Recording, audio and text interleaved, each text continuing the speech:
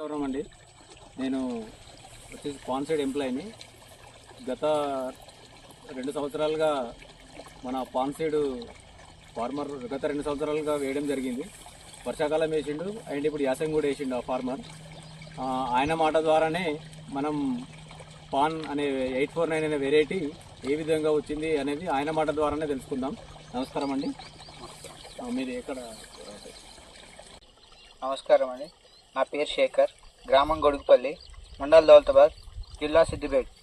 నేను వేసిన విత్తనాలలో చాలా రకాల వేసిన విత్తనాలు, కానీ నేను ఈ పాన్ 849 ఎప్పుడు కూడా వేయలేదు. చాలామంది చాలా రకాల నాకు చెప్పారు, కానీ నేను అది ఎట్లుంటుందో అనుకున్నాను. కానీ నేను ఎన్నో రకాల విత్తనాలు వేసినా కానీ ఇలాంటివి నేను ఎప్పుడు చూడలేదు.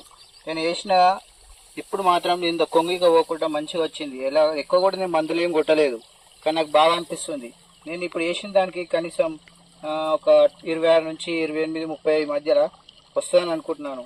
నాకు మంచి కొంగిగా ఒకటి ఉన్నది కాబట్టి నేను నా ఫ్రెండ్స్కి కానీ నా రైతులకు కానీ ఎవరికైనా నేను చెప్పగలుగుతాను, ఇది వేస్తే బాగుంటుంది, మంచిగా వస్తుందని చెప్పగలుగుతాను. నేను ఎవరైనా అడిగితే మాత్రం పాన్ 849 వేస్తే బాగుంటుందని నేను మిగతా రైతులకు నేను చెప్పగలుగుతాను. నేను ఇది పవనసుధ ట్రేడర్స్ మక్కరపేట గ్రామంలో తీసుకొని రావడం జరిగింది. ఇది బాగుంది. నేను ఎవరైనా అడిగితే మాత్రం దీన్ని నేను రికమెండ్ చేయగలుగుతాను.